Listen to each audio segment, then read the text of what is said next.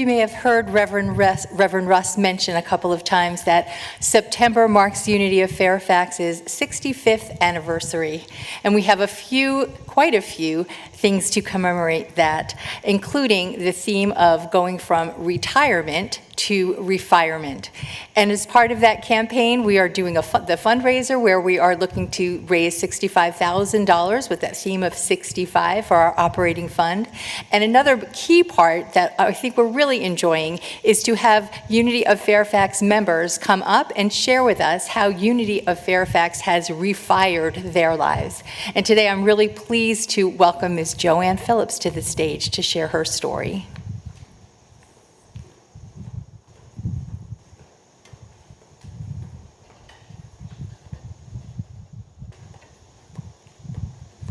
Good morning, everyone. Good. I'm glad to be here. When you get my age, you're always glad to be anywhere. And I retired 25 years ago. Long time, yeah. And I was really good at it. I learned to sit, and I sit a lot, so. If you're getting ready to retire and you need some advice, come see me because I can tell you how to do it. About 20 years ago, I was in a place in my life where I was searching for spiritual inspiration. That summer, I had the opportunity to have extended conversations with 3 different people. 2 of them I had never met before. And the third was someone I had known as a child, but had not seen or spoken to since my teen years. For some reason, each of these conversations turned into a discussion of our spiritual lives. Each person told me that meditation had been a central part of their spiritual practice. This really piqued my interest. You may wonder why someone who was raised in a small Black Baptist church in Petersburg, Virginia, would be interested in meditation. Well, believe it or not, in that Baptist church, we had a period of silent meditation in every service, much like we do here. If you know another Baptist church that does that, let me know, because I've never been able to find one. So meditation had always been a part of my spiritual life. But I had never heard of a Unity church. I didn't know anyone who'd ever gone to one. So I was just amazed that there was such a thing. A few days after the last conversation I had with one of the people, I heard an interview between Oprah Winfrey and Maya Angelou. Maya said that she insisted that visitors to her home not use words that disparaged others.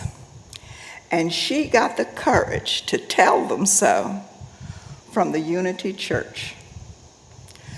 Well, I guess that settles it. I needed to find that place. So I went to the original Google. Some of you don't know what that is, but some of you who are old enough know that that is called the Yellow Pages. You could find anything you needed to know in the Yellow Pages. Sure enough, there were several Unity churches listed at the bottom of the page. There was a small advertisement for Unity of Fairfax Church of the Daily Word. Well, my mother had always kept a copy of the Daily Word on her night table, and I had subscribed to it for several times in my adult years. I knew it was from a religious organization of some sorts, but I never connected it to a church building. How many signs does a person need? The next Sunday, I came to Unity of Fairfax.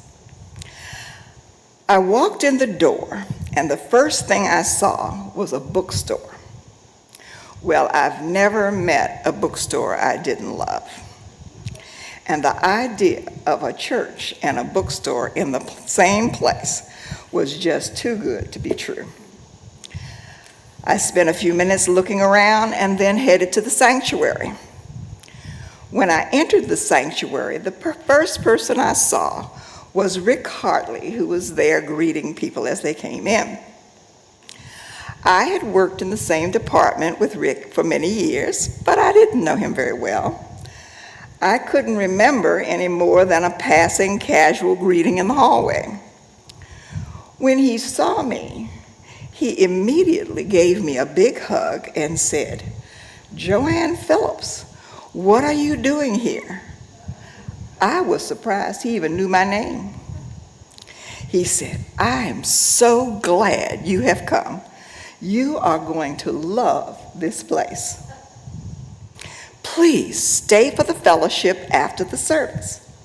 Anita is here, and I know she would want to say hello." I wasn't even sure I knew who Anita was. But I do remember some of the office gossip that Rick Hartley had gotten married to this really nice lady, and everyone wondered how he caught her. By this time, the service was about to start. Uplifting music, inspiring prayers, and a wonderful period of meditation. The minister was Donna Dearmore, who many of us know now as Donna Johnson, was beginning a series of talks based on the book, The Four Agreements by Don Miguel Ruiz. The first agreement is to be impeccable with your word, and that blew me away. If you haven't read the book, I invite you to do so. Right after the service, I went to the bookstore and purchased that book. The agreements were so simple and yet so profound.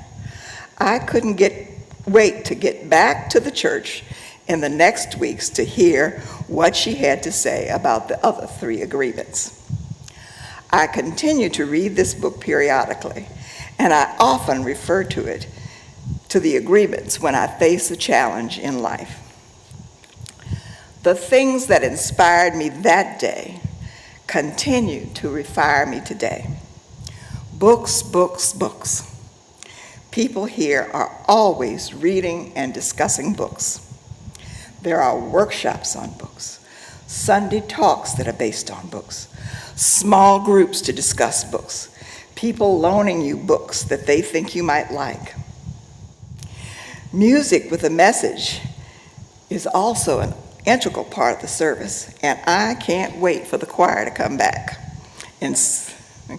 Inspiring Sunday lessons from the minister and from Ms. Wolf, like today. I really enjoy her little lessons.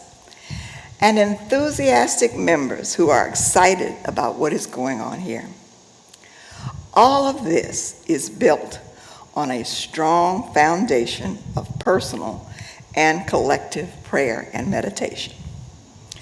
I have been honored in the past few years to serve as a prayer chaplain to pray with individuals.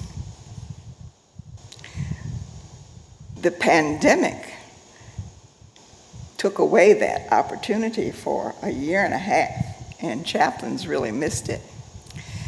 But being the creative folks that we are, we thought of something else. So the Wednesday prayer service that we used to conduct is now live streamed by our ministers and other people. And people from all over the country are tuning in to listen to that prayer service. Praying is so important here that we have even started praying with computers. The idea of praying with a computer never really appealed to me at all. I thought that was ridiculous, but what do you do when you're in a pandemic? So now the weekly prayer service is live streamed, and every Friday you have an opportunity to pray with us on Zoom at 10 o'clock on Friday mornings. If you've never prayed with a computer, you will be surprised. It was a way for us to see each other's faces, the whole face, to smile at each other. We read the prayer list every week, and people have an opportunity to add names to their prayer list. I am continually refired in this place. I look forward to many more opportunities to share my spiritual growth with all of you. Thank you.